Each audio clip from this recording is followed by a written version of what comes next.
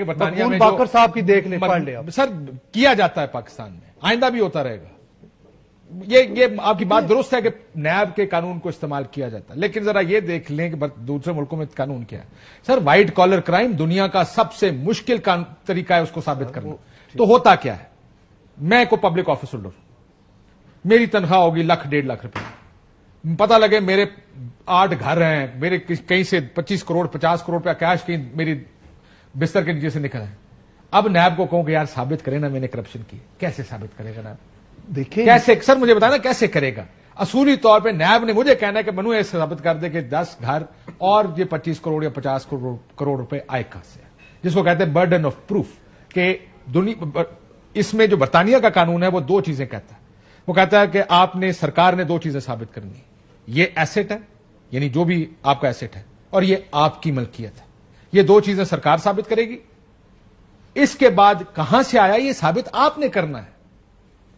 یہ برطانیہ کا قانون آپ کو بتا رہا ہوں۔ سو یہ ڈرکونین نہیں ہے، میری ورنہ سر کیونکہ کرپشن کیسز میں ہوتا کیا ہے، میں پیسے لینے والا، آپ دینے والے، دونوں خوش ہوتے ہیں۔ ذرا آپ نے کہیں مرضی سے ہوتا ہے نا، مرضی سے ثابت کون کرے گا؟ آپ گواہی دیں گے، کیمرے لگے ہوں گے، سر نہیں ہوتا ایسے۔ سو دس از a good law that way کہ آپ ثابت کریں نا یہ پیسے آپ کے پاس کہاں سے آئے۔ یہاں پہ پٹواری اور پولیسیے، یعنی ابھی میں دیکھ رہا تھا وہ ایک پولیس والا بھائی صاحب، وہ اینٹی نارکوٹکس والے، میں کو کلپ دیکھ رہا تھا ٹی وی کا، 10 گھر ڈی ایچ اے میں، کروڑوں روپے، اور پتہ نہیں کہ 40 دفعہ سسپینڈ ہو چکے، 5-7 دفعہ ڈسمس ہو چکے، اور آج بھی نوکری پہ برقرار ہے۔ وہ ڈرگ سپلائی کرتے، ٹریفکنگ کا کوئی کیس تھا۔ تو سرکار کی بھی ثابت کرے گی ایک کی کارڈ، بندے نے بتانا نا کہ میرے پاس یہ 10 گھر ڈی ایچ اے میں کہاں سے آئے، میرے پاس یہ پیسے کروڑوں روپے کہاں سے آئے۔ دیکھیں جب سرکار کو یہ پتہ چل گیا ہے کہ اس کے 10 گھر ہیں، اس کا اتنا بینک بیلنس ہے، اس کے پاس اتنی پراپرٹی ہے، یہ تو سرکار کو پتہ چل گیا۔ سرکار اس کی جو استطاعت ہے اس سے زائد اثاثے جب یہ سامنے لے کر آتی ہے، ٹھیک ہے، تو ان کو یہ تو بتانا پڑے گا نا کہ یہ پراپرٹی تمہاری ہے بھائی، یہ تم نے بیوی کے نام پہ کر لی، آج سے 10 سال پہلے نہیں تھی، یہ کیسے آئی؟ یہ اس کو ایسٹ بیونڈ مینس کہتے ہیں۔ اور یہیں پر یہ برڈن آف پروف اس شخص پر ٹرانسفر ہو جاتا ہے۔ میں سلمان صاحب سے اسی چیز کو پوچھ لوں، پھر مجھے آپ کا بھی ویو چاہیے۔ یہ سلمان صاحب، یہ نیب قانون ظاہر ہے اس میں یہ چیز تبدیل کی گئی تھی کہ نیب یہ ثابت کرے گا کہ کرپشن ہوئی ہے کہ نہیں۔ آپ اس پہ کہاں کھڑے ہیں؟ یہ جس طرح میں نے کہا، اگر آپ ان ایکسپلینڈ ویلتھ آرڈر پڑھیں برطانیہ کا جو قانون ہے، ثابت کرنا سرکار کا کام نہیں ہے۔ سرکار نے سے 2 چیزیں ثابت کرنی، ایسٹ ہے، اس کا مالک کون ہے، یہ ثابت کرنا کہ لیگل ہے یا انلیگل ہے، یہ اکیوزڈ کا کام ہے۔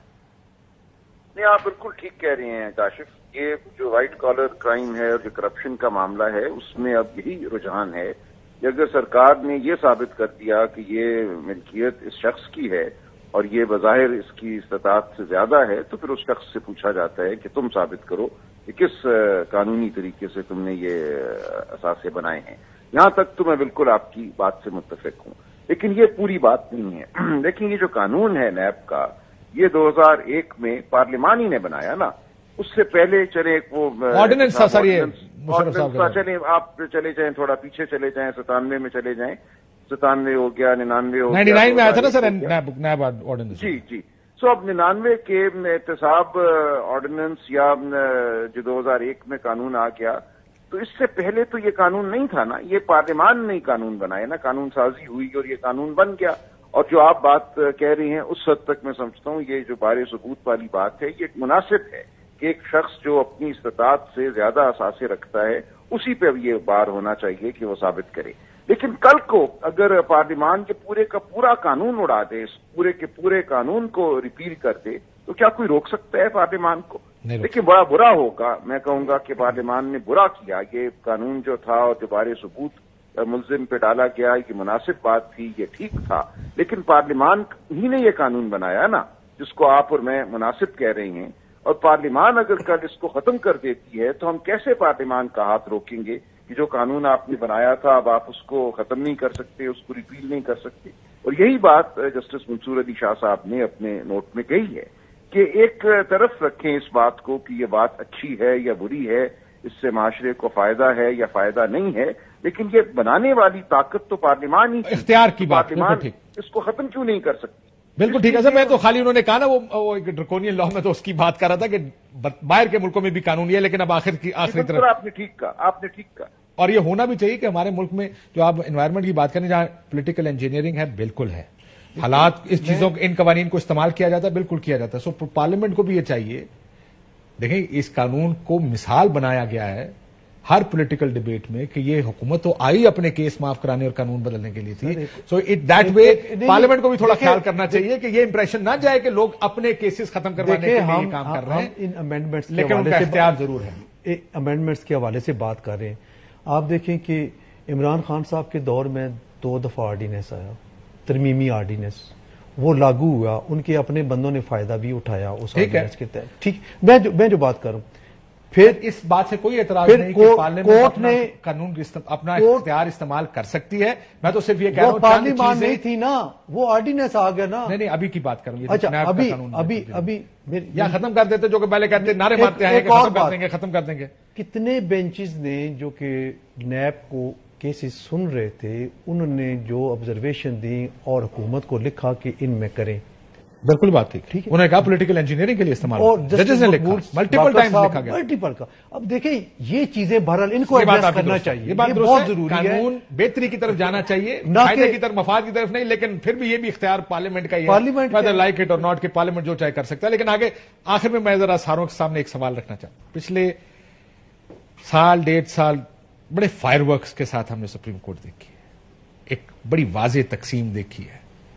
ہم نے دیکھا بینچ بنے اور بینچ سے ریکیوز کیا گیا, بینچ کے اوپر جس طرح نوٹس آئے, کس طرح آئے. کیا یہ سلسلہ آپ کو آج کی اس پروسیڈنگز دیکھنے کے بعد لگ رہا ہے کہ اسی طرح چلتا رہے گا یا کورٹ کھڑی ہو جائے گی, اکٹھی ہو جائے گی؟ مجھے لگتا ہے کہ یہ سلسلہ چلے گا. جو آج ہم نے چیزیں دیکھی ہیں اس کے ساتھ بھی آپ دیکھیں نا کہ ریسنٹ پاس میں جو کچھ بھی ہوا, بینچ سے جس طریقے سے ریکیوزر ہوئے, یہ اختلافات مل بیٹھ کے حل کرنے والے ہیں, آپس میں بیٹھ کے فل کورٹ میٹنگ کے ساتھ جو ایشوز ہیں.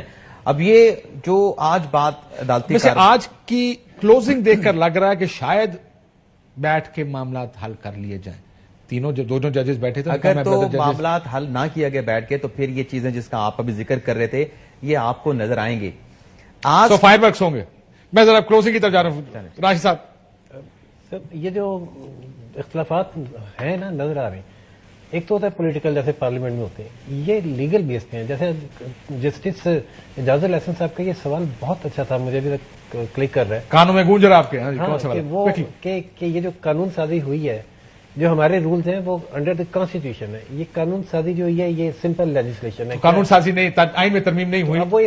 یہ تو قانونی سوال ہے سر. ہاں یا نا, میں بریک پہ جانا ہے. میں نے آپ کو یہ فائر ورکس نظر آ رہے ہیں؟ بالکل, وہ جو پہلے دیکھ رہے تھے وہی ہوگا, یہ رہے گا, لیکن کمی ہونے کا جو اندیشہ ہے, توقع ہے, وہ یہ دیکھیں آج, اور جس طرح کہہ رہے تھے نا کمی ہونے کا, میں توقع ہے. اب دیکھیں 2019 سر مجھے بریک کا 2019 کے بعد آج فل کورٹ میٹنگ ہوئی ہے, 4 سال بعد. ایک دم بریک واپس.